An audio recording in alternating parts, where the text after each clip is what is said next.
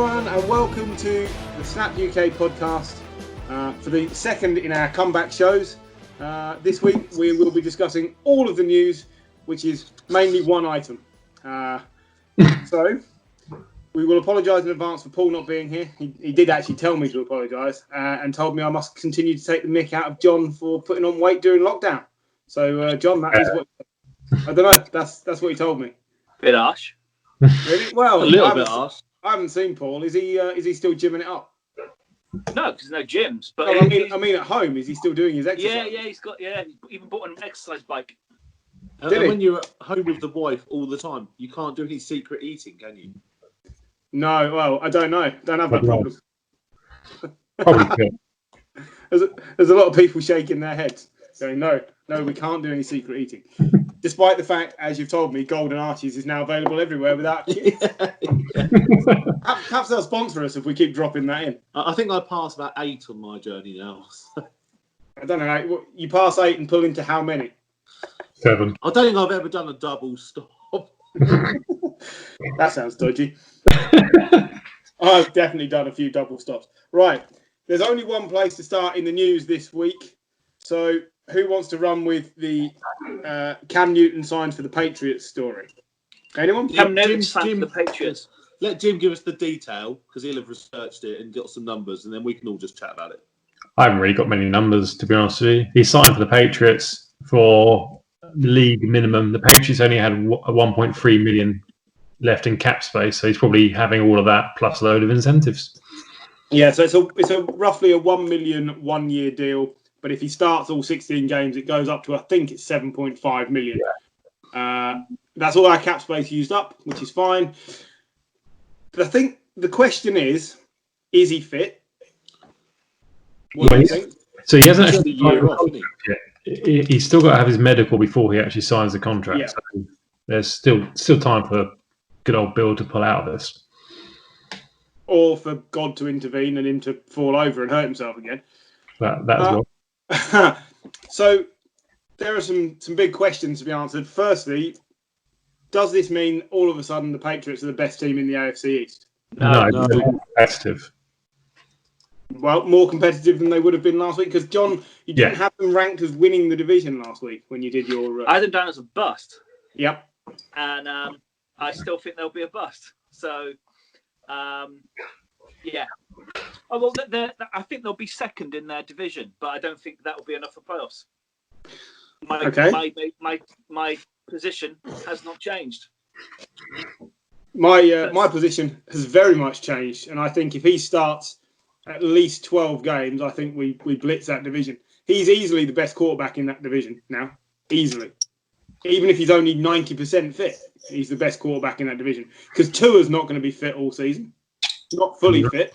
And he might be the next Cam Newton, but he's not fully fit. Sam Darnold's done nothing yet, and he's playing for a terrible team. And Josh Allen, we've probably seen the ceiling. It's good enough to win, but it's not good enough to win every week. Josh Allen basically is like another Cam Newton. Like they're both built like defensive ends. Yeah. Overthrow the receivers all the time and run really well with the ball. Like Cam Newton's probably one of the best short yardage runners we've had in the last 10 years. He has running back in that as well. Like he has the most short yardage touchdowns, doesn't he, in the last 9 years? Yeah, so 58. If the Patriots are planning to play quite a defensive game and then run the ball loads, he gives them an extra weapon. Yeah, he's easily the best piece of our offense already. Yeah. Well, that's it. You can compare that to Buffalo. Buffalo have Stephon Diggs. Singletary looked all right last year. I still think the Buffalo Bills are winning that division. I agree. I think the Buffalo Bills are winning that division, but I think it's now a lot harder than it was this time last week. I do think Cam's look, everyone is kind of saying anything about Cam. It's said with the caveat if he's fit. And if he's come over his ankle injury from last year, great. He had a shoulder injury the year before, but in 2018, those first 8 games, the Panthers were brilliant, and he was awesome.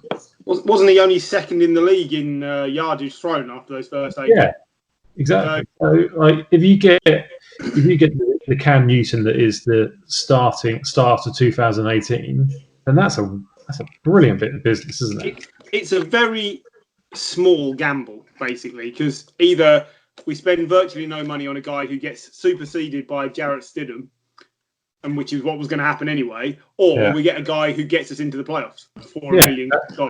That's it. That's how it's going to work out. But remember who Cam Newton's best weapons were in Carolina? Greg Olsen, Christian McCaffrey. Yeah. Patriots still don't have a tight end. No. And Sonny Michel is not Christian McCaffrey. It won't be about Sonny Michel. It'll be James White. James White. He's still not Christian McCaffrey. No, and we don't have a tight end. If you've got both Sonny Michel and James White, then that You've got James White. Sonny Michel's starting the season injured. Yeah, it looks like he is.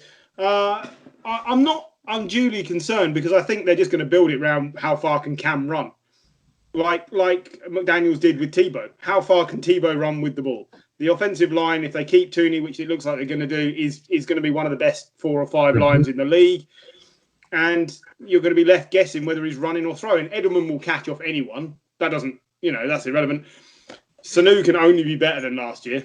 And then it's down to whether N'Keal Harry is actually any good or one of the biggest busts we've ever picked, because he was bad last year. So I don't disagree with you, but this time last week, I'd been pleased with second place in the division. At the moment, I'd be disappointed with second place in the division. I think this puts us right back in contention. And if he's fit for 12 or more games, I think we win the division. I genuinely think that. And I don't like Cam Newton. Like, the personality is absolutely the antithesis of what I like. But to go from Tom Brady to Cam Newton is much better than going from Tom Brady to Jarrett Stidham, even if Stidham turns out to be quite good. It just is. I think the fact that they signed... It's like going from Favre to Rodgers. Yeah, I think that the fact that they signed Cam Newton doesn't give me any confidence in Jarrett Stidham at all now. But if you really do, and I think it's hard for Stidham as well, because let's face it, he's not had any training snaps as like the lead quarterback. He's had 4 snaps in the NFL, so he's probably not really had that much of a chance. But the fact that they've gone out and brought in Cam Newton, no matter, they brought him on a really good deal. Still, to me, that doesn't scream that, Jarrett Stidham is going to be our guy. It screams, we're really happy now we've got someone else other than Jarrett Stidham. But if they were that, why did they wait so long? Don't know. Is this just not a case of maybe they can't leave this guy out there anymore? We can be better. Yeah, maybe that. Maybe Cam was asking for too much money beforehand. Maybe they want to, because Cam Newton. They were clearly prepared to go with Stidham. Yeah, but Newton only released a video. Was it last week? Him practicing with another NFL player. Maybe they had a look at that and gone, all right, that's pretty decent. Let's take a risk. Maybe there was other videos that got released around or got sent by Cam Newton's agent to teams, and Belichick thought, okay, this is now looking a bit more healthy. So here's the question that I'd like answering. What is better right now? Is it the Patriots with Tom Brady for this coming season, or the Patriots with Cam Newton? With the rest of the squad exactly as it is, what's better? Because I think it's Patriots with Cam Newton. And I didn't think I'd ever say that, but Gary's already said the offense is not a lot there. Like John said, there's no tight end or anything. Brady struggled without Gronk, let's be honest. And he's not mobile. Whereas at least Newton can take off and run. Yeah. Even also, here's the stat. Newton has beaten the Patriots twice and never lost them. Tom Brady has never beaten the Patriots. Yep. It's very true. But I'm just making the point that even if Cam is only 90% of Cam, I think that this coming season, that would fare better with what the Patriots have got. I'm not saying Brady will fail with the Bucs, because that team is different and they've got all the weapons and they just need an accurate guy to throw to them. But on the setup that the Patriots have got, it's all about don't give up too many points and have just enough on the offense to run in a couple of touchdowns and win it. That's it. And I think this is the best thing they could possibly do. Like, seems like a very clever move to me. Cam gives the potential of a plan B. Brady doesn't do that at the moment. You have to, with Brady, you have plan A, and plan B is plan A but better. Yeah. But Cam, at least you have the opportunity. He can tuck it and run it. And that might actually be plan A. But it's still asking a lot in a summer where there's going to be very little practice. Yeah, that is a problem. Yeah. But do we think? I mean, you can say that about a lot of teams, though, as Yeah. well. They've all Is there got much credence to the thought that Stidham might start the season then, while Cam gets up to scratch? I don't think so. Like, I mean, to my point earlier, Stidham's had no training reps. Like, he would have had minimal training reps last year because Tom Brady would have had them all. He's had none this year because we've had no training camps or very little activity. So realistically, he's had the same opportunity as Cam almost. Like, at least Cam's got 10 years. 9 years. 9 years, yeah. I think it's only 31. Like, if he comes into this season, he's obviously got something to prove now because he's basically playing for a contract next year, whether that's with the Patriots or someone else. Yeah. He's got enough time left to have a decent run at on a good team, have a run at another Super Bowl. Yeah, I agree. And maybe if he plays well enough, he's looking for, well, what are the top starters getting now? In the 30s, aren't they, for millions of dollars on their contracts? Yeah. He's probably looking one step below that because of the injury history. So he's looking in the late 20s is what he's after in his next contract. Whether the Patriots would ever pay that, I don't know. But it's not us that he's got to prove it to. It's 30 other teams that aren't us or the Panthers. Mm. And I think he's capable of doing that. And I don't often get, well, excited is the wrong word, but I don't often get pleased by anything. But I really think this is, basically, if Stidham beats Cam out in a straight shoot, then you got to think Stidham's got something about him. And if he doesn't, you assume, well, we're going to see something decent out of Cam. So I think it's a win-win, really. Not for everybody else, obviously, because I can already hear the abuse coming if we get to the playoffs and you guys are like, fucking hell, signed Cam, blah, blah, blah. But because that was my first thought. When I woke up at 4:30 in the morning and saw that, I was like, ha! Because I could just hear the abuse coming already. Speaking of abuse... It won't come. You'll be fine. The playoffs, you will have no abuse because you won't be there. It's fine. Someone mark that down, will they, please? I kind of feel like there should be some sort of bet going on between the two of you. And if the Patriots make it to the playoffs, then John has to get a tattoo somewhere on his body, and vice versa. Yeah, we've played this game before. We had someone lined up for a Divock Origi tattoo after he scored the winner, but it never happened, sadly. Yeah, John, we can discuss this side bet. I'd give us a far better chance of making the playoffs than the Giants. Far better. I'm not betting on the Giants getting to the playoffs. Jeez.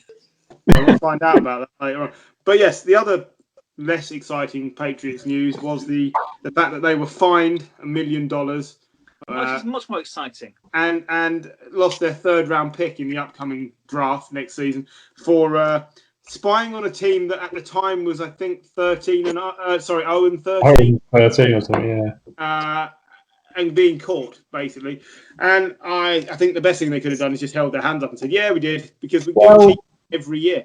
Yeah, I mean, that's the thing, isn't it? Like, because I think if it was a genuine mistake and there was a genuine documentary being filmed and they made a mistake, then, fair enough. But I think because it was the Patriots and because of Spygate 1 and Spygate 2 and Deflategate and whatever else, I think the league's just like, yeah, sorry, guilty.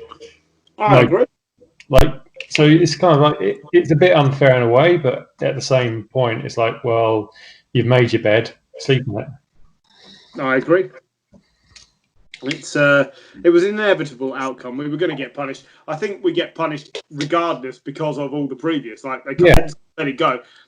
We should have just held our hands up and said, yeah, we're cheating. I don't doubt that other teams do work outside the rules, but I think we do it every week, without doubt. Yeah, I also think people are out to try and catch you as well. Yes. I think, Belichick, what was the coach? It was Don Shula who had that kind of... Bill Belichick. Bill Belichick. Yeah. I think his reputation now, with everything that's gone on, I think other teams deliberately look out for it. Whereas other teams, they probably let it go a little bit. But does that mean for 15 or 16 weeks of the year, we don't get caught? So, really giving up a third-round pick, you don't know how many games we won on the back of that. It's, it could be none or it could be 5. You just don't know. So, I don't know. whilst we should never condone cheating, we should probably accept that everybody pushes the rules in most sports, and we just do it more than. So I don't feel bad about it. If Luton Town could just cheat their way to staying in the football championship this year, I'd be all right with that. I don't mind. It's do you remember like Juve got caught bribing refs? Yeah. When they were quite clearly the best team in Serie A and got done for it and everything like that, and you were cheating against Cincinnati. Yeah, that's the crazy the thing. Northampton Titans can beat Cincinnati Bengals. There's only 8 of them. I watch them practice on Abingdon Park. They're rubbish. They're still better than the Bengals. So yeah, I don't. It's obviously systemic that you cheat, and can't help it. Yeah. I'd agree. It's good they've been caught out, but yeah, I'm sure it's systemic throughout the. If you're cheating against Bengals, like God knows what you're going to be against the Ravens in the playoffs. Have got which of course you don't have to worry about this year. You're determined, aren't you? But the AFC does have the 2 most dynamic quarterbacks in Patrick Mahomes and Lamar Jackson. But if Cam's fit, they now have the 3 most dynamic quarterbacks. That's what I would grant that is the case. Yeah, probably. Well, Deshaun Watson as well. Yeah, Deshaun Watson. Okay, there you go. So perhaps they've already got the 3 and Cam makes it 4 or wherever you want to slide I those. don't know. I'd probably put Russell Wilson ahead of Cam Newton at the moment. Only because he's been fit for the last 2 years when Cam hasn't. Well, he doesn't run as much as he used to, either, does he? No, he doesn't. That's true. Which is probably why he's been as fit, whereas Cam hasn't, because his first thought is always, where can I go? But, right, the Odell Beckham news. He says he's not leaving the Browns for the Patriots. We assume this is true because the Patriots have got no money, but is it more to the point the fact that maybe he is available to leave the Browns? Will someone else be after him? No. This is a non-story because he had a poor year last year. And just because of that, everyone's now thought, he doesn't want to play there. He's a leader in the locker room. Yes, he had a bad year, but he was playing with an injury all last year. That's why he had a un-Beckham-like year. At least give it another year in Cleveland and see what happens. If they were serious about trading him, they would have found someone to trade him to by now because he is a brilliant, talented player. Oh yeah, I mean, but both he and Jarvis Landry are recovering from injuries at the moment, aren't they? Yeah, I'm not sure Beckham is an amazing talent anymore. I don't think he has been for 2 years since he did. But he's been injured for 2. He's been injured for 2 years. Well, then he's not a great player, then, is he? Well, not if you're injured, no. But if you're not injured and you come back, which many players do, then it's worth. But he hasn't come back from that knee injury, has he? Not yet, because he hasn't played a game yet. No, but I mean the one he had 2 years ago. Yeah, I see the point you're making. He's never been the same player. What numbers has he delivered since that big injury, apart from his contract? Yeah, I don't disagree with what you're saying. You wouldn't take a punt on Odell Beckham. I'm not sure you would. He is the greatest unfulfilled potential receiver in the league in the last 4 or 5 years. He's hyped himself up to be that. I'm not sure that's the truth. Really? No, you look at his stats. Seriously. His stats are still decent. Maybe not for the last 2 years, but coming in as a rookie, he's played on appalling teams. Yeah, exactly. He still was one of the fastest players to 300 catches or something stupid like that. So he's obviously talented. He's proved he's talented. He's just had a bad. I believe he's Michael Thomas good. It's just he's been on some awful teams. He hasn't had Drew Brees thrown to him. He had nearly retired Eli Manning and Baker Mayfield, who wasn't as good as everyone thought in his second season. So I don't disagree entirely that he's not in the top 5 or 6 receivers in the league right now. Probably not at the moment, no. But potentially, I think there's still a huge amount there that you can get out of him if they can get it out of him. I agree with Gary. Yeah? You're just bitter. I think at the moment he's untradeable because no one can afford him. Yeah. And no one's going to take a punt for, $20 million a year. That is not punt territory. No. For that, you want DeAndre Hopkins, Michael Thomas. I know it's not all about touchdowns, but he's got 13 touchdowns in 3 years. Yeah, it's not good enough. But the talent and the athleticism are there. It's just he's not been utilised very well, and he's been injured. I think that this year the Browns have made moves on their offensive line, which can help him. He's almost at a make or break year, because if he has a middling year this year, then he can't command the money that he's been. He's only 28, so he has got time. Yeah, he's like 28, isn't he, or something? Beckham. Yeah. So he is still quite young. But I do think, I think it's an important season for him. And I think if the Browns, just crash and burn like normal, then you've got a real risk that Beckham is going to spend the best years of his life and his career at the Giants and the Browns, and he's going to be a potentially a great player. But I'm not sure you're going to be able to look back and say he was a great player. No, I think you're probably right. I think that sums it up quite well. Do you not think it's a huge season for Baker and Beckham, though? Both of them, they have to get this right this year. Otherwise, it's start again in Cleveland. There's no excuse for any quarterback playing on that Browns team not to be doing well with all that talent now around him. And yeah, okay, he didn't have an offensive line last year, but Russell Wilson hasn't had an offensive line for 10 years, 10 years, and look how good he's done without it, and with less weapons. So I think they're a similar type of quarterback in terms of kind of their size and stature. You look at kind of how Russell Wilson burst onto the league. He had a great first season. He won the Super Bowl in his second season, and he's gone on to be a good quarterback, as much as it pains me. But that division isn't going to be as bad this year as it was last year, is it? It can't be. I think it'll be an amazing season if they get to a winning record. Amazing. So is this predicated on the fact that the Steelers are getting Roethlisberger back? Well, the Steelers won't be worse than last year, will they? They just No. won't be. Yeah. Unless Roethlisberger gets injured again. Yeah. But you would expect them to be better. Yeah. The Bengals certainly cannot be any worse than last year. No. Well, they can. They can by one game, but they won't be worse than last year. They won't be. No. So that makes that a harder division, doesn't it? Yeah, absolutely it is. I mean, whether anyone's got enough tape now to regularly beat the Ravens, I doubt. If I'm honest, I think we concluded already that's the Ravens' division to do what they like with. Wow. I don't know. I think Lamar this year, watch this space. We saw it with Deshaun Watson, didn't we? A year or two, they started to figure him out a little bit.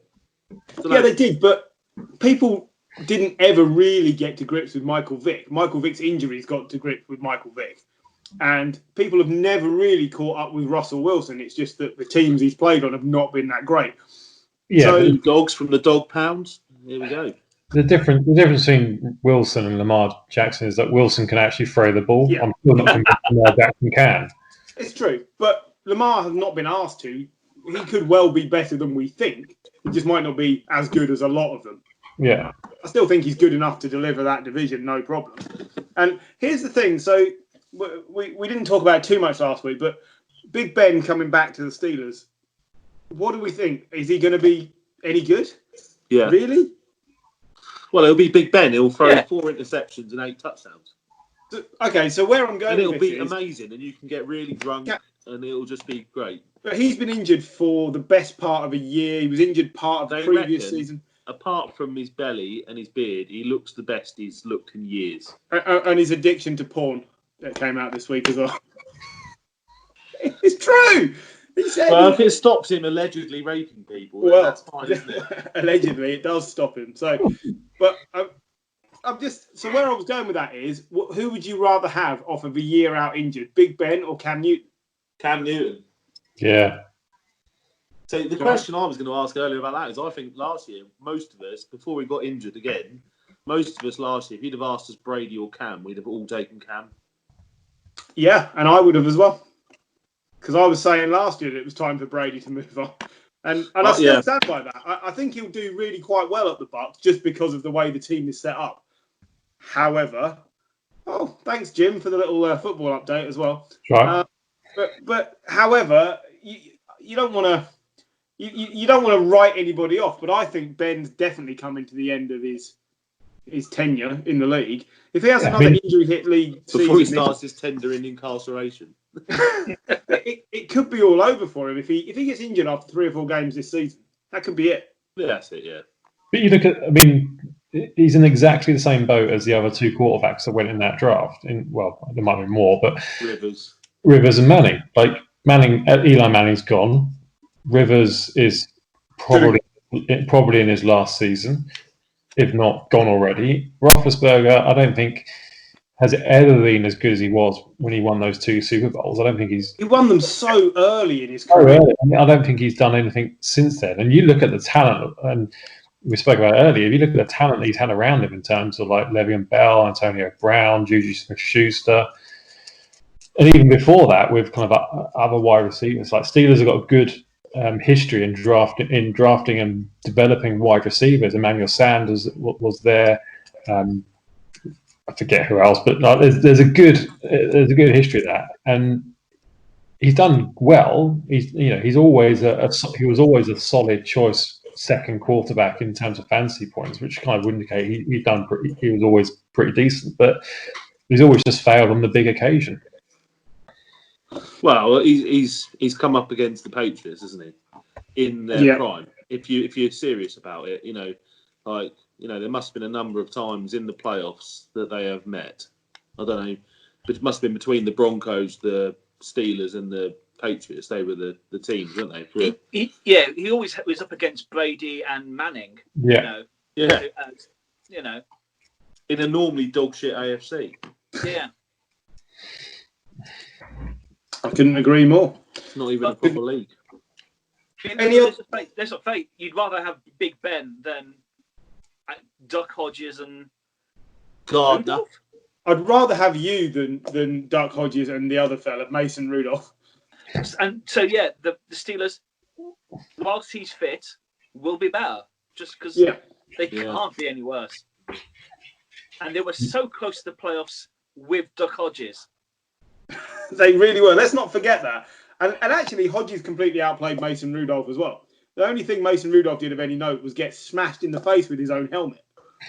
Let's not ever forget that, because that, as much as it was terrible, was also one of the most memorable things ever. Any other news anybody has seen that they want to get to this week? There's not been a lot happening, but 49ers have signed both of their number 1 picks to their contracts. Yeah, that's true. So I only care about them. Ayuk and who? Kinlaw. Javon Kinlaw. I couldn't remember who the other one was. Okay, that's grand. Actually, there was something. It's not news, but I thought I'd bring up because I was reading a thing this week about. I love Random John. Yeah, it's not news, but let's just talk about it. Basically, I was reading a thing, and it was on about young people's lack of attention and how it's affecting football, because nobody wants to watch a 90-minute game. Are you still talking? Oh, sorry. You're not young. But younger than you. Go on. But and now all the games are playing sequentially. No one can be asked to watch a game after a game after a game, which got me thinking about American football when it is a 4-hour experience watching a game, and you've got Red Zone app. But I was like, how can the league counteract the sort of YouTube-ification of culture? Because the moment it goes on, less commercial breaks, less TV timeouts. John, can I answer this? They can't. I have a perfect answer for this. It's fine. Right.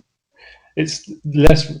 The NFL has to kind of accept they're going to increasingly make less revenue through TV or TV packages, because there'll be less advertising payment through traditional TV. So instead of, where you have to kind of go from an advertising point of view, you have to go where the attention is. If attention isn't on TV, you go to YouTube, or you go to Facebook, or you go to TikTok or Instagram or whatever. We're boycotting Facebook, Jim. Yeah, I heard about that. But to your point, John, you're absolutely right. Like attention spans are lessening, and yeah, it's a fair point. But what will happen is they'll still play the games, but they'll just be cut up into highlight reels. That's why when you go on NFL.com now, you only get like 1 minute 3-minute highlight reels, and that's all people care about. They care about fantasy football, and they care about kind of watching the big plays and the splash plays, and they care about red zone. That's why red zone is so popular, and why the Premier League have tried to do that in the UK with kind of the Amazon Prime package over kind of on Boxing Day in December. So it will still happen. It will just is a change in revenue model that not only the NFL but lots of kind of broadcasters will have to adopt at some point. Yeah, no, it's just not just the broadcast as well. Like LA have just spent $4 billion on a stadium. They'll still fill stadiums because there's still an experience about going into a stadium. Yeah, it's so different, different, especially in the States. Like it's not like Wembley where there's just rude Germans everywhere, and like the drinks, just really expensive. It's freezing fucking cold. It is different out there. It's a proper all day bit of a tear up. Watch some footy, happy days. It's like it's more different here. Like I think going to watch rugby in the UK is much more enjoyable than going to watch football. Just because it's a whole day event. You go for you get there kind of midday. You have a few pints, grab something to eat, chat with people around the ground. You go and watch the game. Have a few more pints afterwards. Have a few more pints and somehow stagger home with a kebab. Breeze on the train station. Yeah, exactly. Hopefully you turn up with pizza. Yeah, and I don't think there's much difference to the NFL in the US as well. Like it's a day-long event going to watch the NFL game. But yeah, you're right. When it comes to kind of media coverage of it, it will change over time. Yeah. They're still televised games. It's just like the audience will dwindle. And we've seen it anyway. Trump is always going on to the NFL. That's how your audience figures are dropping. Well, of course they are, because less people are watching linear TV. It's a known fact. Yeah. Anyway, there's just something I was thinking of, and I thought it'd fill some time. I think you raise a fair point. I think we've discussed it a few times because I'm an advocate of still watching full games of football sometimes. Yep. Mm-hmm. So we have talked about it before, haven't we, around the fact that everyone just watches red zone. But that takes away a lot of the intricacies of the game. But people just don't care. They just want action, which is why we're made to believe that Odell Beckham is the best player that's ever lived. But it's a fair point. You even look at how the Madden franchise has kind of developed over time. Like you don't have to play a full game of Madden anymore. You can just play the offense only, or the defense only, or the key highlights. Really? Yeah. That's following kind of Gary's point. You miss out on the intricacies of kind of a full drive, but people just want to play the important bits. And that's just at the moment that's just where human nature is, based on all the devices and all the media channels and TV channels that they have now. Attention spans are minuscule. Yeah, it's disappointing. Right, boom or bust. Last week we did the AFC. Everybody had their divisions to run us through who and what they thought would be a boom or bust of each team. We will do it again this week. Once again, starting in alphabetical order. So that's you, John, with the NFC East. Bust. G comes before John. Gary comes before John. East comes before everything else. Bust. Every single the whole of the division. All the division, just not going to the playoffs. No. Last year there was that should be a thing. If everybody in the division finishes under 500, they should be exempt from the playoffs. That should be a thing. That should be a thing. But, it has happened. Yeah, I remember. The Seahawks went. The Seahawks went at 7 and 9. Yeah, they went not that long ago. It's what 2007, 2008, something like that. Go on, John. Sorry. Anyway, the whole the conference was a dumpster fire last year. New York have made improvements. They ain't going to be good though.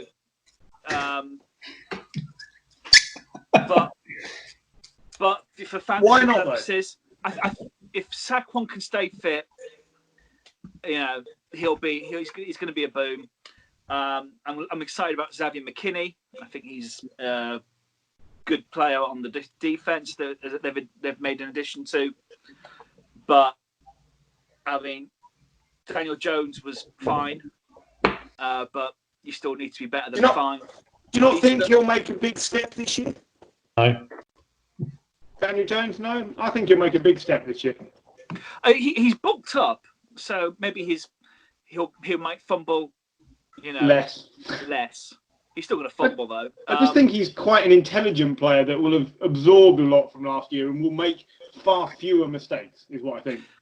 I can see an improvement. I still don't think it's going to make the team good. Who's throwing to again? Golden Tate, Sterling Shepard, Ingram. Corey Coleman, Ingram, yeah. Evan Ingram. And Ingram, Barkley. once again, Evan Ingram, Barkley were injured a lot last year. Yeah. So Your running back, who you get to do loads of workload, was injured a lot last year. That is a surprise. yeah. Well, no, because we were. If he played well, they'd pull him in the second half, and then we go and lose. So, I mean, I'm more excited about our head coach than I was the previous one, Joe Judge. But yeah, that's for the Giants. Hey, you got Corey Coleman as well. Yeah, Is he that little dude? he's coming off an ACL.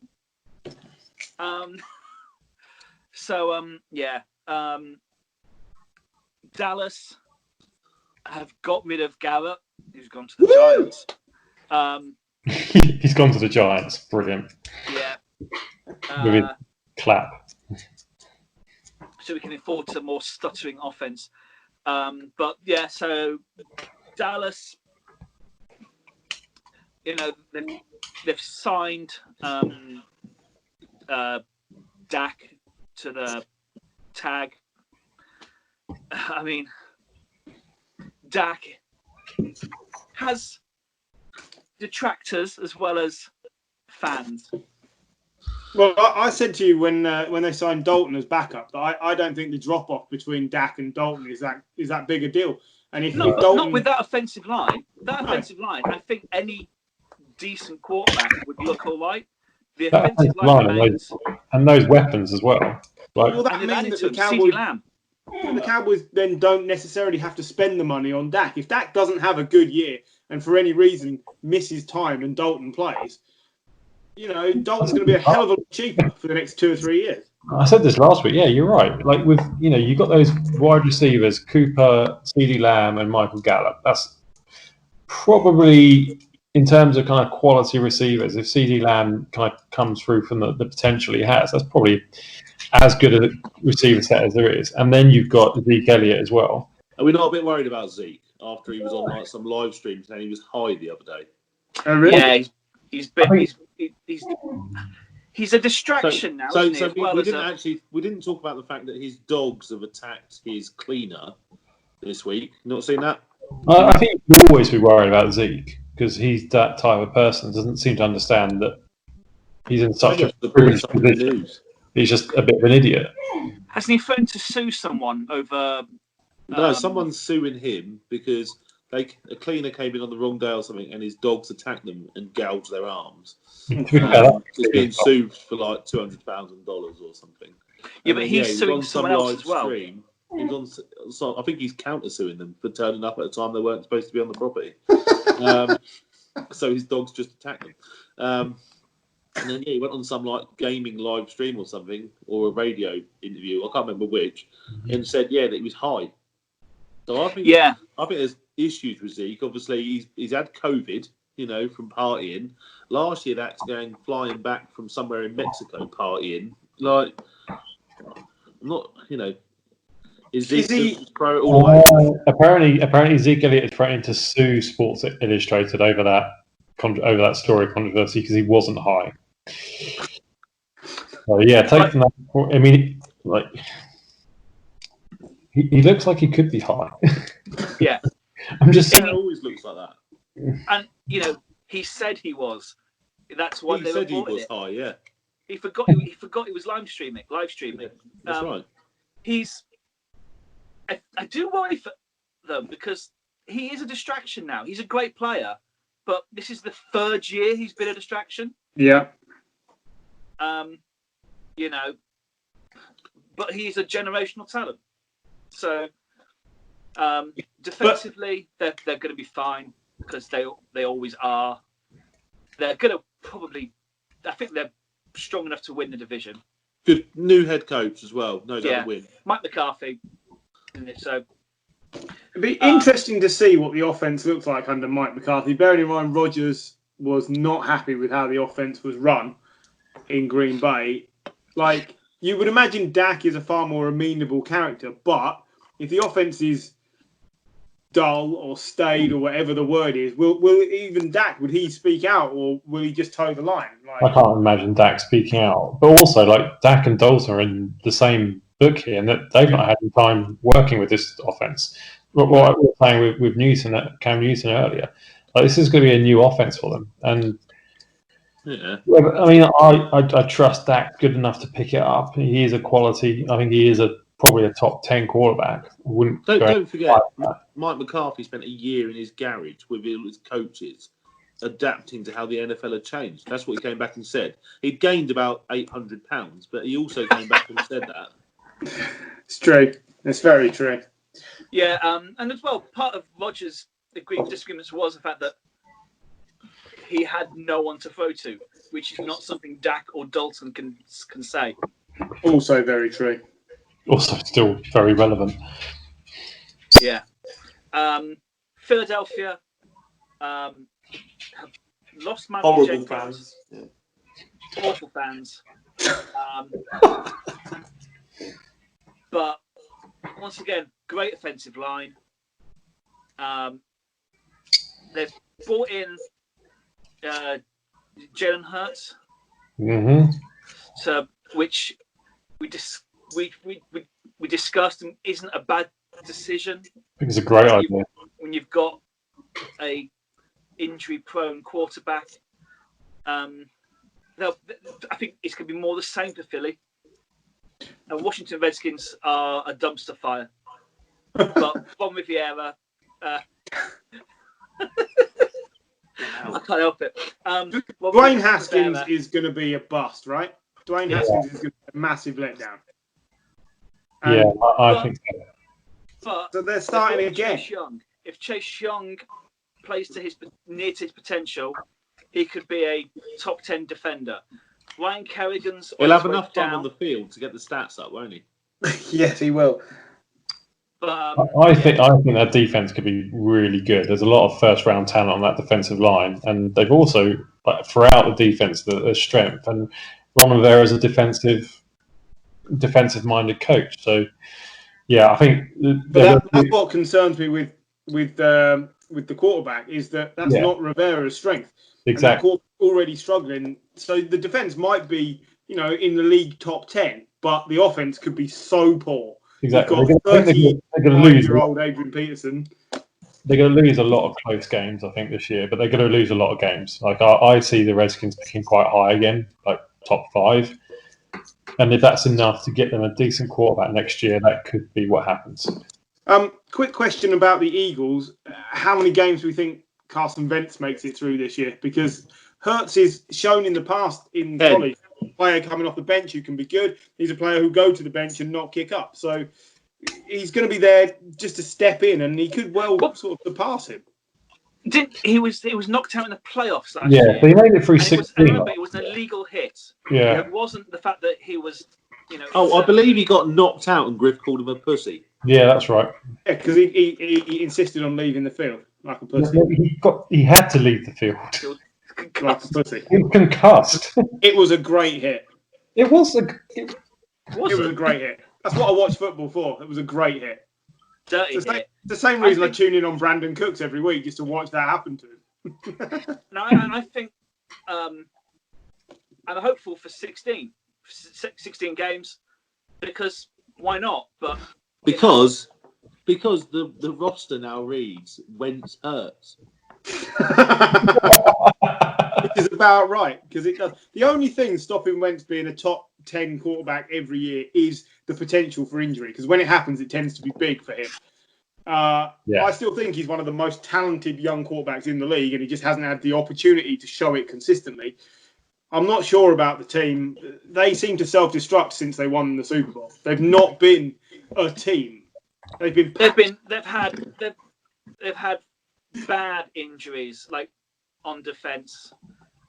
Like they've had to play nobodies because their top players always get injured on defense as well. I think it's not just that as well. It's a lot of their very good players are a bit older, looking for that big money contract. So Fletcher, Cox, etc. You have to pay them. So you can't do these things on low money forever, can you? So then you've got that's the great leveler about this league, isn't it? Is that you can't just have whoever you want all the time, unless you cheat and manipulate contracts and pay people off the books and deflate balls and film the Bengals. So unless you do those things, and so much jealousy, the entire history and the history of a great nation, then you can't do these things. So I really like the running back at the Eagles, though, Miles Sanders. He had a few real good moments last year. If he's given the chance, to everyone's point, if he can stay fit, because the Eagles almost ran out of receivers last year to the point where Josh McCown was almost on the field of receiver. Now, if he can stay fit, I think he could be a real interesting player to watch and a potential fantasy. John, who's winning this division? Dallas. Anyone disagree? No. John, are there two teams coming out of this division? No. I think they could be, especially now with the expanded playoffs. I suspect the Eagles will be good that's enough. A fair point, actually. I think the Eagles will be good enough. I can't see the Giants or the Redskins getting anywhere close to the playoffs, to be honest. I do think 2 out of this division this year. Do you think the Giants will have improved? Next up, NFC North. Oh shit, that's me. It is you. Right. Let's start off with my favourites, the Packers. Are you going to rip them? I wrote on my notes, strange off season. So, you remember the playoffs last year where the 49ers basically just ran the ball over and over and over and over and over and over again, and you mean over the Packers? Literally ran over the Packers. Whilst we just watched Duncan cry a little bit more. I mean, from our point of view, it was great, but I can imagine from a Packers point of view, you're just Packers fan point of view, you're sitting there going, look, we should just find a way to fucking stop the run. Now, normally the way to stop the run is to bring in a defensive tackle or like a really good middle linebacker. Not let one of your middle linebackers go to the Giants like Blake Martinez has done. And yet they didn't do it. They just didn't do that. Like their whole off-season strategy was just weird. Because the other thing everyone was saying is like, right, going into the draft, all these wide receivers in the draft, Packers nailed on to go to take one in the first or second round. So obviously what they do is pick their replacement QB in the first round. And don't even take a wide receiver in the second, third, fourth, fifth, sixth, or seventh round. Barely picked one up in free agency. They picked up Devin Funchess. They took a tight end in the third round. They let one wide receiver, Geronimo Allison, leave for the Lions. And normally, I'd be like, that's fine. He was terrible. But at least keep an experienced wide receiver there. So I've been critical of Aaron Rodgers a fair bit over the last couple of years. Yeah. But is that because he's rubbish? He's not rubbish though. He is brilliant. He's a brilliant quarterback. He's got an attitude problem. But now I can't forgive him for I can forgive him for having an attitude problem. It's like, where's his head at? He's like, right, he's what, 37, 38? Yeah, 37. We've got 1, 2, maximum 3 seasons left in him at a top level, and he's like, what are you doing? Because I just think it looks a bit shit. Like, how's his relationship with the head office and Matt LaFleur after that? I'll be like, what's going on? You drafted my replacement. Fuck you. Do you think he's there at the end, at this time next season? Do you think Aaron Rodgers is there? I think there's a very good chance he's gone. I think there is a chance. I think he's probably there for 2 more years. I think that's when his contract runs out. It might be free. I don't think he has another contract in Green Bay. But do you not think if he stamps his feet this season and says, look, we're not getting anywhere near where we should be because of the way the front office behave. He will say it. He won't just absorb it. We know he can't absorb it. They'll trade him. I think 2 years. 2 years. I think he'll be the start of 2 years. And I think they've decided they had a chance to take a top quarterback this time, and they might not have that again. So I think they took him and went, do you know what? We'll just sit him and we'll let him learn. And if Rodgers doesn't like it, then we'll deal with it and we'll see what we can get for Rodgers. But if not, we'll just sit him. I think that's what they've decided. And then they go, right, we picked a top 10 quarterback, or wherever they picked, like top 15, So they've gone, we'll just take him. We can pick up a wide receiver from anywhere. You don't know which wide receiver is going to be good. Michael Thomas went in like round 3 or something, didn't he? He had no idea. Cooper Kupp went in round 2 or 3. It was a very deep receiver class, wasn't it? Yeah, don't get me wrong. It was a deep receiver class. I wasn't saying they had to take one in the first round, but at least take one. Like, pick one up. Yeah.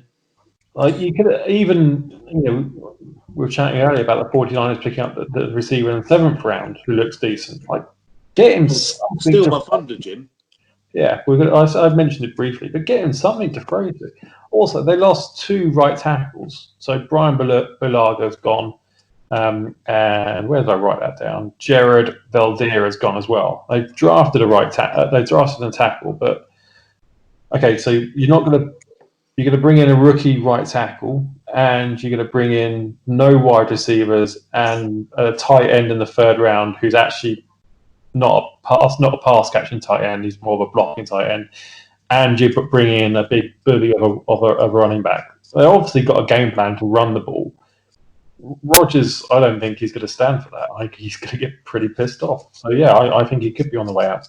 I'm with you. Okay, next up, the Minnesota Vikings. They're almost like the complete opposite of the Packers. I thought they had a really good off season so far. So they got rid of Stephon Diggs. Like, he wasn't happy there. They got a 1st round pick for him. Fair play. They got rid of Trey Waynes and Xavier Rhodes. Xavier Rhodes has fell off a cliff. Fair play to him there. And then they then kind of started to replace them. So yeah, wide receiver. They brought in their former 1st rounder, Laquan Treadwell. He's back.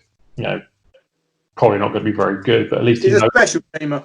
Yeah, at least he knows the system, and if they get into the state which the Eagles were in, he can step in. They brought in Tajay Sharp from the Titans, who had a lot of potential, never seen it, so he could be good. And then they drafted Justin Jefferson in the 1st round. That's what I mean. So the Vikings needed a wide receiver, picked up a wide receiver. Packers needed a wide receiver, picked up a quarterback. Cornerback, they brought in 3 new cornerbacks in the draft. So they got rid of 2 dodgy ones. They brought in 3 new ones, including Jeff Gladney, who was a 1st round pick. And they extended Kirk Cousins to a 3-year extension. So I think overall, pretty good off season. I did write down, though, is it Mike Zimmer's last chance? He's been there a few years. They had 1 good playoff run, but I think as long as they are in the playoffs, I think that team is his team. It's if they miss the playoffs, I think the rope is that sort of, the leash, is that short. Make the playoffs, we'll keep you on. Fail to make the playoffs, it's over. Yeah. I think that is the expectation there, because I don't know, this might sound unfair, but Minnesota never strike me as the most ambitious place. I know they spent money, but it was on Kirk Cousins. And I still don't think he's worth the money, even though he's been good. But he's been average good. The ambition is make the playoffs. It's not win the Super Bowl. Yeah. So I think Mike keeps his job as long as they make the playoffs. Yeah, I do. I've completely forgotten what the running back's name is. Who's a really good running back? Cook. Yeah, I've got a problem with Dalvin Cook, who's apparently going to be a holdout for a new contract. Which, by the way, I think is crazy because he's been injured. He's also been injured. He must look around at the other running backs that have done this and realise all it's done is cause problems.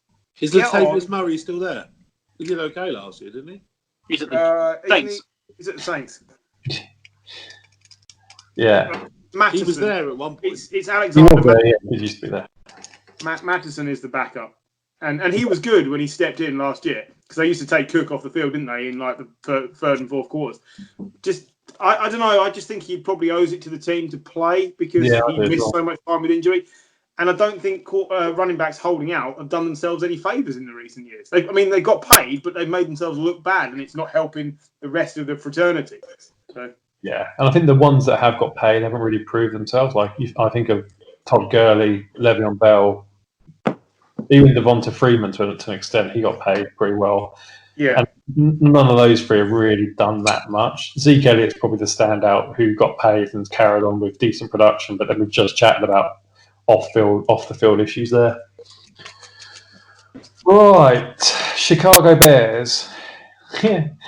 Here's what I wrote. When you're short of draft picks, have no first round pick, and have a load of tight ends on the roster, the first thing you obviously do is take a tight end high in the second round. So they drafted Cole Kmet, who I think was the 9th tight end on their roster. After paying Jimmy Graham £8 million a year. Yeah, exactly. The Bears played a 2 tight end set on only 13% of their plays last year, which is... That'd be my dog. She did not agree with taking Cole Kmet in the second round. As I was saying, the Bears played 13% of their plays with 2 tight ends, which is the 3rd lowest in the league. So obviously, I kind of think that they're going to be changing the way they play moving forward. You don't have 9 tight ends on the roster if that's what you're going to be doing. Other stuff they did. Nick Foles, they traded and they brought him in. Who starts day one, Griff? Nick Foles. Well, Trubisky, because there's been no off-season, but Nick Foles will start the majority of the games. Trubisky's not going anywhere as a starter.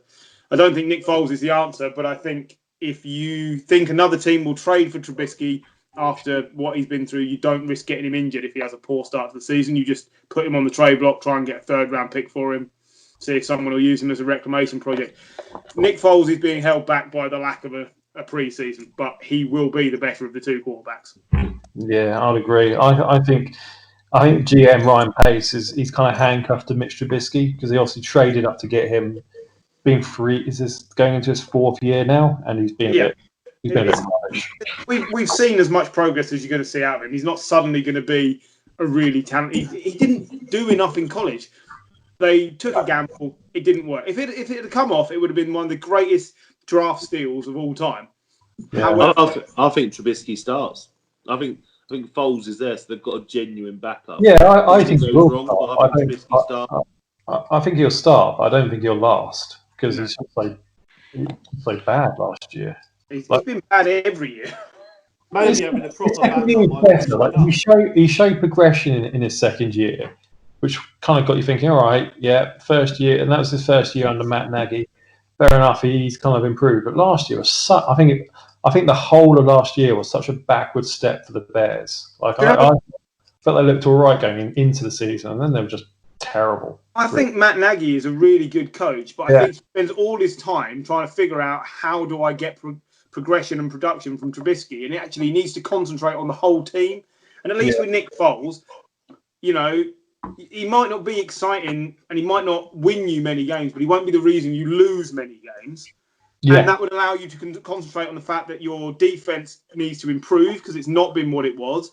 And you want to try and get more out of, what's the running back whose name is completely Cohen? Yeah. Cohen is supremely talented, massively underutilized because they were too busy trying to figure out Trubisky. That's where I think the Bears are at. I would agree with that. The other thing I wrote down, I think, to the point there, I think Ryan Pace the general manager has to go at the end of the year. He's not built a good squad. And I think he went all in with the Khalil Mack trade, which I think was a great trade. They got a great player out of it. But I don't think they've not really capitalised on having such a good player. And it was a lot to invest in a pass rusher, no matter how good he is. Two 1st-round picks and a kind of 2nd-round swap as well. They did bring in Robert Quinn, who can play along or opposite Khalil Mack. That might free up some time for him, but Robert Quinn's been past his best for the last few years. And they re-signed safety Eddie Jackson to an extension, who's I think one of their key players in the backfield. But I wouldn't be holding up much hope for the Bears this year. The Lions. That's the end of that review, right? Yeah. Big First sigh. coach to get sacked. Yeah, I said this is Matt Patricia's last chance, surely. Yeah. Here's a question. The common link: Danny Amendola, Jamie Collins, Danny Shelton, and Deron Harmon. Patriots. All ex-Patriots and all signed by the Lions for this year. Yeah, nice.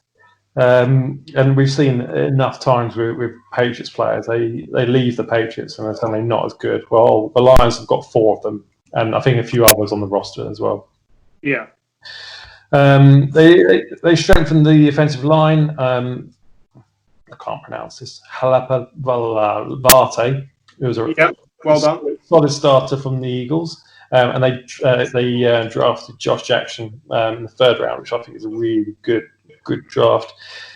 And then they kind of built around their running game. So I think Kerryon Johnson has been good for this last season. He gets injured a lot, but they can now complement him with DeAndre Swift, who they brought in in the 2nd round. And I think that's actually a decent kind of stable running back. So maybe that they could be turning the corner. I also like what they did. They traded Darius Slay, who wanted out of there. No point keeping a player who's so desperate to get out of your locker room. And then they drafted Jeff Okudah, who's probably one of the best players in the draft, certainly the best cornerbacks, but probably one of the best players overall as well. So I'm looking forward to watching him. And then brought in Reggie Ragland, who was a linebacker for the Chiefs. So again, strengthening that defense. He's a very kind of Patriots type player, came from Alabama, so kind of oozes kind of Patriots. So it's another similar signing. Oh, and then like I mentioned, they got Geronimo Allison from the Packers. So can I ask a question about the Lions? Do you think in 5 years' time we'll look back at this period and the last 5 years that we've just watched and think that the Lions wasted a really talented quarterback, or didn't elevate the team enough? What do you think it's going to be? Yeah, absolutely. I think they wasted Stafford. They wasted Megatron as well. Yeah. Those Megatron's probably going to go to the Hall of Fame because he was unplayable.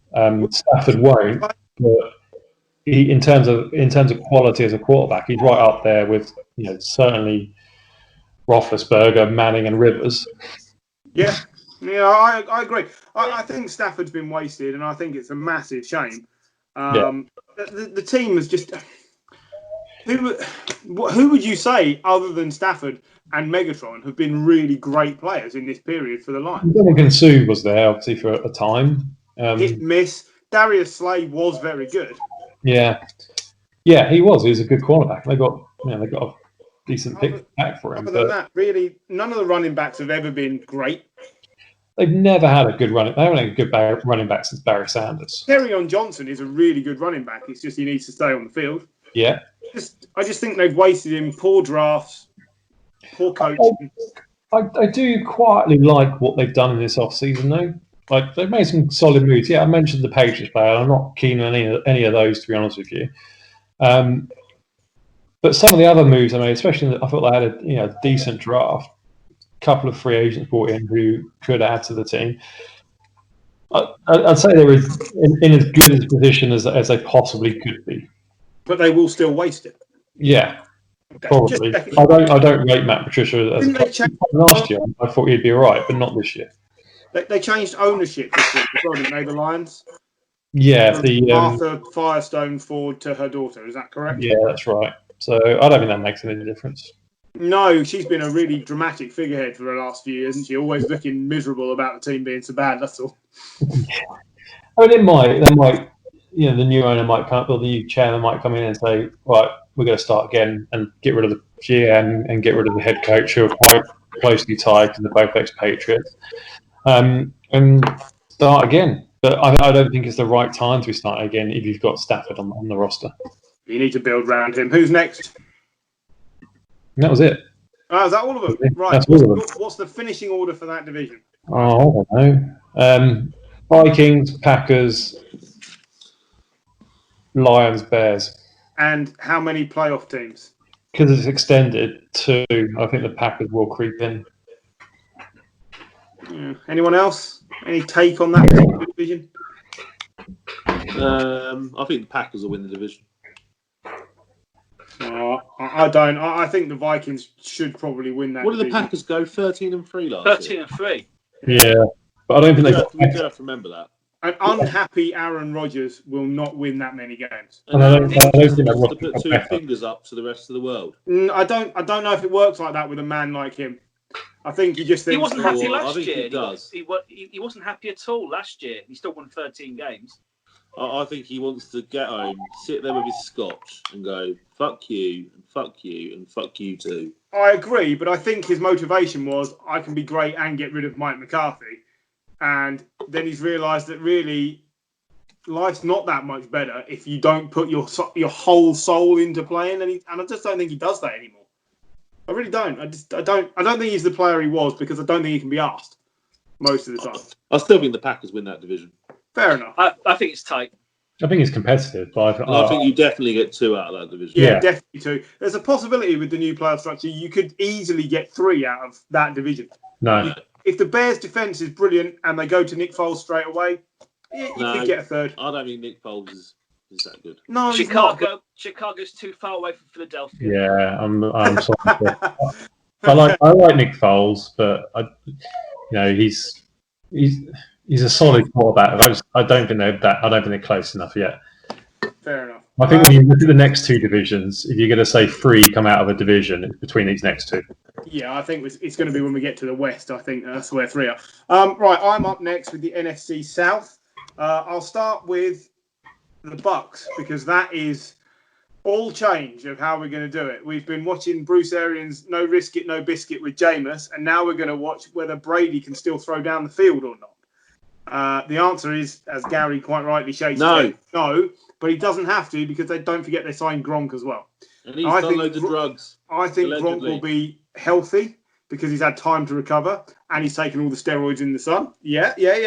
But he'll be healthy. And I think this team will be really, really good. Don't forget last year, number 1 in run defense. They weren't very good in pass defense. They need to keep working on that. But I think... Secondary isn't great, is it? No, the secondary is the weakness. It's going to be whether they put the points on the board. And I really think they will. The wide receiver group is excellent. Mm-hmm. And Brady is just going to be it's the leadership between Brady and Arians. That leadership elevates everybody, even on the defense. It just does. You've seen it at the Patriots. It's just the way it works. And I cannot see how this team isn't better than last year's team. What did they go last year? 6-10 or 7-9 with Jameis at the helm throwing 30 interceptions. You could probably add another 3 or 4 wins onto that just from having Brady not turn the ball over. Yeah, but Brady has got to actually play in a competitive division for the first time in his career. Now, we're getting to that. This is where we said one of these 2 divisions is going to have 3 teams come out of it. I agree. Brady's going to get hit a lot this year. They had the 5th best O-line last year. Yeah, and they strengthened it as well. They brought in Kristen Wirfs in the draft. Yeah, massive. Yeah. I don't think lad. Brady's not in trouble in this team. And if he can still throw like 3/4 of Tom Brady, the wide receiver group is too good for this team to not be excellent. I really like the fact that they bring in not just good players in terms of Brady, and if Gronk comes back to 60% of what Gronk was, that's a decent tight end. But it's that kind of winning culture that they bring in and that winning leadership. Like those guys know how to win football games, like a lot of football games. I think your point. They've still got OJ Howard there as well. Like he gets forgotten. He's another monster tight end. Like if one of them will go. Yeah, if that offensive line is under pressure, then you've got Howard and Gronk to sit on either side of it and add added protection. And then you only need Mike Evans and Chris Godwin as wide receivers. Yeah. I think they can blow a lot of teams away. And the biggest letdown last year for the Bucs was that the defense was always on the field because Jameis would give the ball back 2 or 3 times a game. Next up for me, the Saints.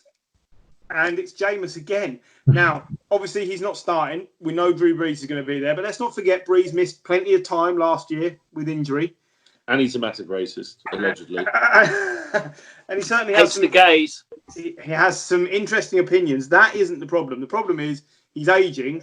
And we're probably going to see Jameis is where I'm going with this. And how Jameis responds could be whether this team sinks or swims. Because don't forget last year, Teddy won 5 of 5 starts, I think, or 4 of 5 starts. Yeah, 5 out of 5. Think Jameis is doing that with his team, or is it at best 2-2, maybe 2-3 if he has to start 5 games? Because he will still throw the ball to the other team. He does have Michael Thomas. Yeah, but it doesn't matter if you overthrow it. Yeah, Mike Evans last year. So what I'm saying is I don't think the backup situation is better this year. I think it was better last year. And I still think Breeze will miss time. So I'm not sure the Saints are as good. If he sucks, and if he really sucks, they've still got Taysom Hill, who we've never really seen throw. You know, they obviously don't believe in Taysom Hill, otherwise you don't spend money on Jameis Winston. I completely agree with that. But, he doesn't have to throw, does he? He can just run. No. The other question mark for me, Alvin Kamara was disappointing last year, right? Does he respond? And basically we need to get his touchdowns back up to where they were in the first couple of seasons. Because last year, especially receiving-wise, very, very offbeat year. Yeah. What do we think? Is he coming back? Can he be as good? Or is he sort of a spent force already? Has he shown his hand and that's it? He's not a spent force, but it happens when you have a player like that. People get tape on him. They cover those short distance throws to hit to Kamara. There is a reason why running backs do not regularly go for 1,000 catching and 1,000 running yards. Yeah, there is a reason for that. Yeah. He's done less drugs than McCaffrey. But he'll be fine. But I think he'll be better. He may never get those sort of numbers again because the surprise is gone. I think the biggest impact on the Saints this year is actually bringing in Emmanuel Sanders, because last year everything was going through Michael Thomas. He had the most catches in the year for a reason, because he was the only person catching the ball. And that also put added pressure on Alvin Kamara, because they've only got to put 2 cornerbacks on Michael Thomas, and then everyone else can just blitz the quarterback or pick up Alvin Kamara. I think having Emmanuel Sanders now changes how teams have to face the Saints. Well, they had Mark Ingram when he had his big year, and Latavius Murray's good. But he's not Mark Ingram. Yeah. That's where I was going with Alvin Kamara. I think that it's a step back. I like Latavius Murray, but it's a step back from Ingram. And so more is expected out of Kamara, and he just didn't carry it so well. It's not the same 1-2 punch, is it, with the two of them? No. But they've got Ty Montgomery this year, so 1-2-3 punch. He'll be shit. 1-2 fumble. That's it. Jim's had enough. He's left. Panthers. I think he's going to get rid of his whining dog. Yeah. Panthers. Interesting season for the Panthers coming up. I think it's all changed. And I don't think there's much expectation, if I'm honest. No. I think 4 wins is the minimum requirement, and anything more than that, they'll say it's a building year. He lost your quarterback and Luke Keechley, didn't you? So quarterback Keechley, new coach. Yeah. So Matt Rule comes with an excellent reputation for turning franchises around in his second year. Yeah. So the first year, that's what I mean. I'm looking at 4 wins plus is a good year for them. I like Teddy, and I think if he's well protected, you're going to see a really good player. He looked good playing for the Saints. Didn't ask a lot out of him, but he looked good. Yeah. I think the thing he didn't throw for that many yards. No, but I don't think he has to in this offense as well. Like, you look at all how many turns committed? They've got McCaffrey, and then they've got a load of kind of smaller, fast wide receivers. Yeah. All they have to do is get the ball to them and let them do the work. Yeah. Does anybody know how many turnovers he committed in his 5 or 6 games for the Saints last year? 1. 2. I think it was 1. Was it 2? 2. It was 2. 9 touchdowns, 2 interceptions. I mean, 1,400 yards and a 99 passer rating. That's Brady level ball protection. Yeah. I mean, that's good. And I'll if he do can my produce research, that, boys. yeah, well, thank you. That's good enough to help this team win and make them competitive the following year. Obviously, you're wasting a year of McCaffrey, which is disappointing. But you've got to choose somewhere. I don't think much of the wide receiver group. I never really do for the Panthers. When Robbie Anderson is your star wide receiver signing, there's a problem. Yeah, that's not ideal. And I'm not. Go on. Matt Rule has got history with Robbie Anderson. Like they worked together in college. So if any, they both got shit dreadlocks. Yeah. if any coach can get anything out of Robbie Anderson, it's probably him. Yeah, and he is a talented player, but it's like an even bigger. It's an even bigger version of Beckham. It's like talented player, completely unfulfilled. That's Robbie Anderson. Can't catch the ball. He's got stone hands. Is a bit of a problem. I don't think much of the O line. He's a college sprinter. He's a college sprinter in an NFL jersey. That's all he is. I'd love to be a college sprinter. He's got no hands, is he? Well, he's got hands. They're just made of stone. Well, he doesn't use them. It's very true. So I think this is a year too early for anything other than very limited success for the Panthers. And that leaves us with the Falcons. Now, the biggest question mark for me for the Falcons is Dan Quinn spending another year fighting for his job? Because if he is, I think it's very, very disruptive for the team. They dug him out of a hole last year by turning it around, but he wasn't good. He wasn't having a good season as a coach. And I think he's in the same boat again. I still think they should have moved on. Yeah, I do. Well, I said that midway through the season. They turned it around for him. They did very well towards the end of the season, but I still don't think he's all that. No, I don't. I don't think he's ever recovered from the Super Bowl, if I'm honest. And that's fine. But what do you think of Thomas Dimitrov? He's been a really firm, binding force at the Falcons. Loves mountain biking. Do you think he gets to keep building squads at the Falcons, or is some of this on him for not doing quite enough? No, I disagree with that. I think you look at the roster, you look at the talent on that roster, and that's basically his primary job is to build that up. And I think it still looks decent. Like it's not. Do you not defeat the fact that Dan Quinn is still there? Sorry, say that again. Do you not think it's at Dimitrov's feet that Dan Quinn still has a job there? Potentially, but I think kind of when it comes to head coaches, it's not just the GM that makes that decision. I think because Dan Quinn got them to a Super Bowl, I think Arthur Blank has a bit of a soft spot for him. But I still think this is Dimitrov's team in terms of kind of as a general manager. I can't see him going because I still think there's a lot of talent on this team. They could still surprise. I think some of they've taken some risks in some of the players they've brought in. Like Todd Gurley. Anyone think he's going to be any good? Well, if he comes back and he is, that's a heck of a signing, isn't it? So is he more or less of a risk than Cam Newton to the Patriots? More because of the money. He's not on that much. 8 million? He's on 8 million. Aren't Vams paying most of his? Yeah. Do you not think it's more of a risk just because he was so far off the pace and so concerned about the knee? No. And he's a running back who takes all the stress. It's a 1 year. It's a 1 year deal for a running back. So it's not like his contract is absolutely loaded in the next 3 years, so you can't sign anyone else.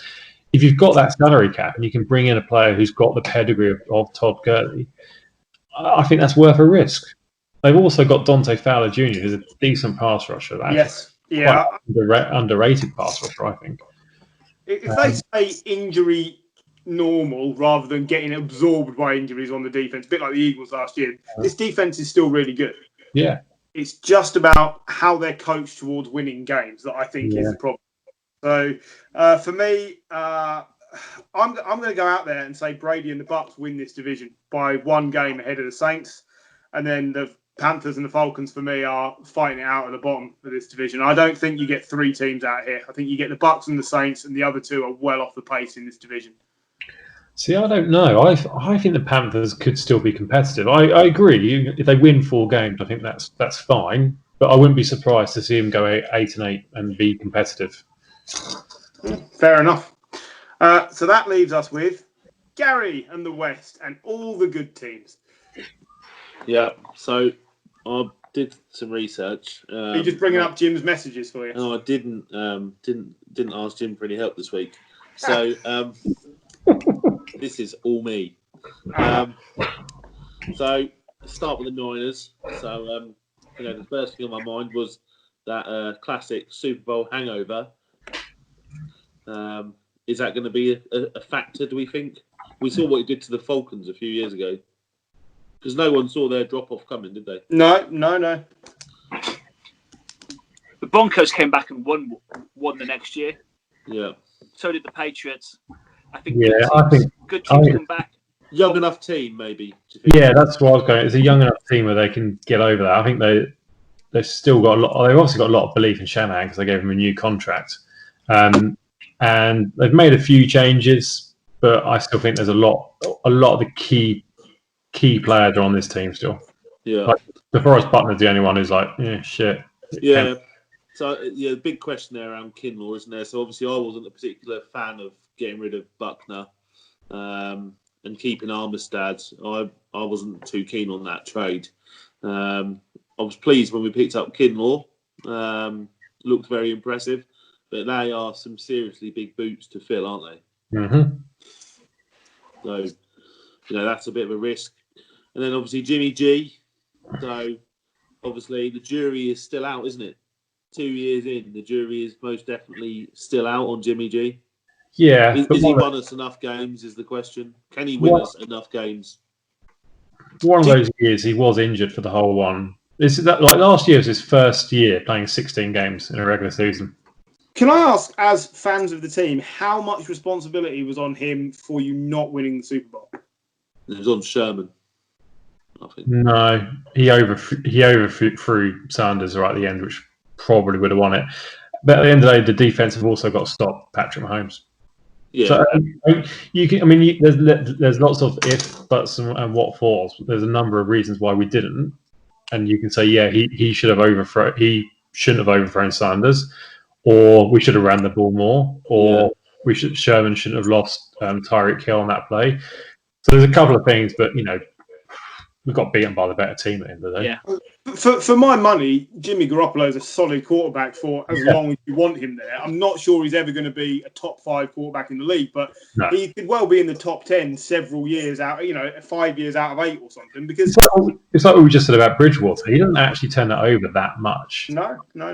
He could do his accuracy was actually decent, but I think I'd like to see it upgraded a little bit. I think some of that is down to the wide receivers on the team. And that, Deebo Samuel's in his first year. Second half of the year, Deebo Samuel was amazing. Let's hope he ends that same solid game again.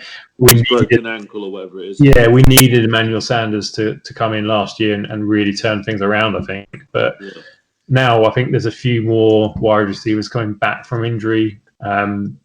So maybe we don't see that. Yeah, so we've got obviously Ayuk, first rounder. So, he was seen as another very strong wide receiver coming out of college, wasn't he? Jalen Hurd coming back after missing his rookie off season as well. So we've got quite a few people coming back, haven't we? And I think the thing, I suppose, with Jimmy G as well is that Shanahan, the way he schemes everything, you're just never going to put up big numbers, are you? No. Your dog agrees. Someone disagrees. Fucking dog. You look at. I mean, it's a really fair point. Like, you look at the season that the Falcons went to the Super Bowl. Taylor Gabriel was amazing for the Falcons, wasn't he? Yep. What's he done since? The Bears. Yeah, he's now a free agent. Brandon Ayuk apparently fits well within the system. Trent Taylor's coming back, who's another well-regarded wide receiver in that team. So, and George Kittle's still there. Yeah, and Joanne Jennings as well. No, Jim. Yeah, that's like right. A bit of a beast. You have so much variety at the 49ers. If you can't throw it, you can run it through them. It's so dynamic. It's the one team in the league that I would definitely pay to go watch. I think they are great. We overachieved last year massively on what everyone thought we were going to do, especially me. So I think it's whether we can live up to that in what is a very difficult division. You move on to the Seahawks. The Seahawks every year we kind of say, looks like that kind of run they're on is over. But it took Dre Greenlaw to stop them on the 1 yard line in the last minute for us to get the top seed out of that division in the NFC. So they were competitive. We lost to them once. They beat us once. Very close one-score games. They are still a very good, well-coached, well-drilled team. With probably, I would say the most all-round quarterback in the league, and has been for 4 or 5 years. So, they're a very dangerous team. You keep saying every year Russell Wilson needs more weapons around him. but every year it doesn't seem to make any difference, does it? They get very, very close every year. I think they probably will end up with Clowney back just very cheaply. I don't know what you guys think. I think they need to. Is what I think. There hasn't been a lot of noise about him going anywhere else. If the market doesn't develop, he'll sign back there, and they'll be glad to keep him on a reduced contract. Is what I think. So they should. You have to think he ends up somewhere. He's too good not to go somewhere. He definitely will. And the restricted off-season has cost him. Yeah. That is, without doubt, like many other players. But the best fit is the Seahawks. Yeah. So And get it done. He didn't get amazing sack numbers at the Seahawks, but he got a lot of pressures. And he also kind of it made other players better as well, having him in the team. Yeah, so I think, more of the same coming from the Seahawks, Jen. I think they'll be in the mix. Cardinals, I really just don't know how good they're going to be. They could be so good. Tyler Murray looked good last year, didn't he? I thought, poor man's Mahomes. But, picking up Hopkins, that turns a poor man's Mahomes into a pretty rich Mahomes, I think. Do you not think anything less than 8-8 for them is really, really bad? It's just such a difficult division, I think. The division is a really big leveler for them, I get it, but they don't just play in the division. They should be looking to win every week with the lineup they've got against more or less anyone. No, but you still play 6 games in the division, I think. Yeah. To the point, you're telling me that they should be looking to win 4 of those divisional games. That's 3 at home. You could play well and win 1 divisional game. Yeah, you could. One. But they should be disappointed with that. So the last couple of years, we've said, you'd let them off because it's not been a talented squad. But there's too much there. You've got to be looking at 4 wins. You want 4 wins from those divisional games. And if you get 3, that's okay. Yeah, every team absolutely has to win all their home games.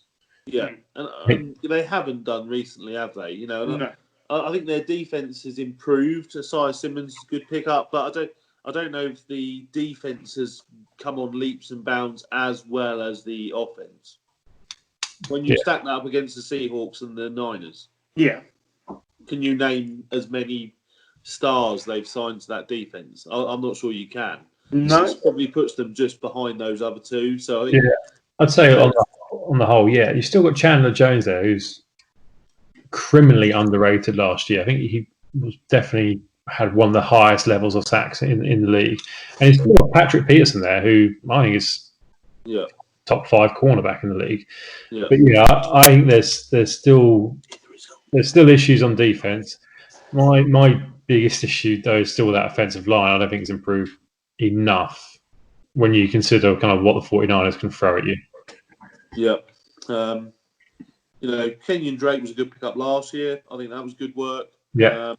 So, like I say, I think the Cardinals, compared to they had 2 or 3 years, a bit like the Niners, picking in the bottom 5, and they have made leaps and bounds, but that's such a tough division. I think 3 teams should come out of this division, but it's still going to be difficult. I've not seen their schedule, to be fair, so I don't know who they're playing around the league to see how likely that's going to be, because it's all right saying, they've got, 10 games to play outside of the division, but, there are some big teams in the NFC,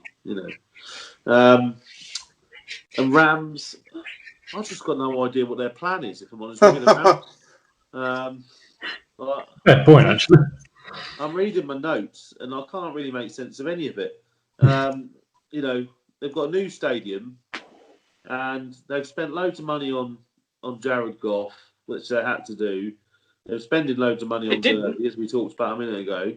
Thank you, John. They didn't have to spend loads of money on Jared Goff. Is he that good? No, they signed him a year early as well, and gave him league-leading money. Yeah, he's not a league-leading quarterback, but it's just that's the quarterback market, isn't it? I think whoever signs whoever's the last one to be signed is ultimately the highest paid 9 times out of 10. Yeah. Is it Whitworth as well? Was really starting to age now as well. Yeah, 40 this year, 41 this year. and I think in the position he plays, that he was starting to show last year. I think that's a problem this year. That's not even on the notes I wrote down. I've come up with that on my own. I shared my notes with Jim earlier, and he didn't actually pick me up on that. But I think that's a problem. I think they've got a lot of very highly paid players, and they were in Win Now 2 years ago, and it hasn't really worked. And I think Sean McVay needs to quickly move them into another phase. And I think there's going to have to be some wheeling and dealing this year to try and get them anywhere close in that division.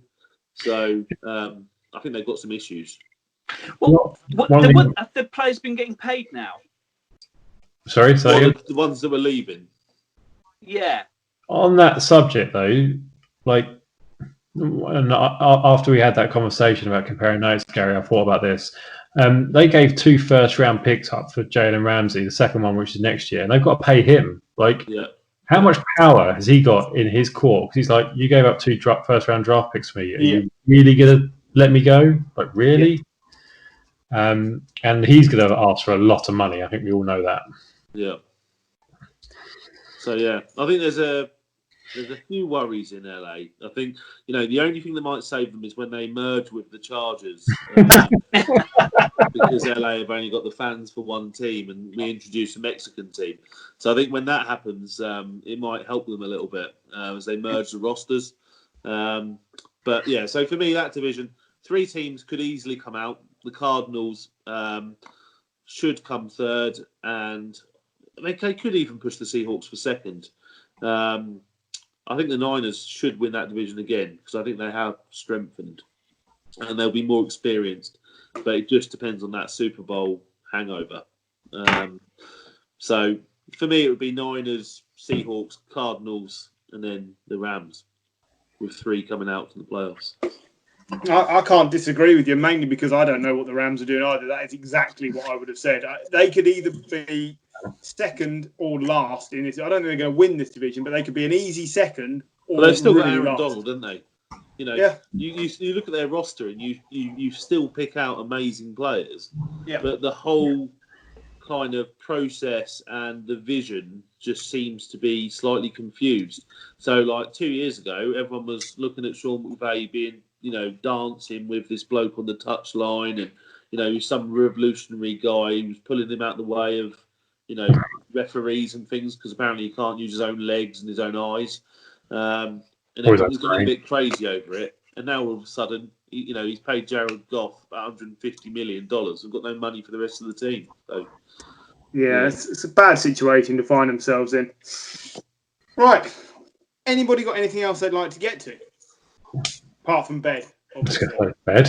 maybe some cheese on toast, actually. Oh, yeah, that'd be good. You Deliveroo in that? Can we all have some? Right. Thank you very much, everyone, for listening. That was our boom or bust on the NFC. And I'm sure we'll be getting more into that and the cam chat as things go on. I'm not sure when the next one of these is scheduled for, but there'll be increasing frequency as the season gets nearer. Or not. So thank you. Well, the season will get nearer. Whether or not it'll go all the way through, I don't know. But thank you very much. What? Have you seen America? The season's happening. The season is happening. It is happening. It's whether or not it gets cut short because how we work out how to play fantasy this year, I've got no idea yet. Because how do you even where do you start this year? All the teams are new players can't read the playbook, can't spend any time together. Reduced off season. I really think fantasy is going to be an absolute nightmare. So I'm just going to pick Royce Freeman. Well, I think we might just move to Dynasty so we can just worry about the future. Wow. I think we should all be auto-picking. That's a big shout. Yeah, just auto-pick the whole season and see what happens. Just turn it on. We'll go off and have a few pints and come back an hour later and see what's happened. I wouldn't be any worse off, so we'll do that. Right, thank you very much for listening, and we'll be back soon. Bye-bye. Bye. Bye.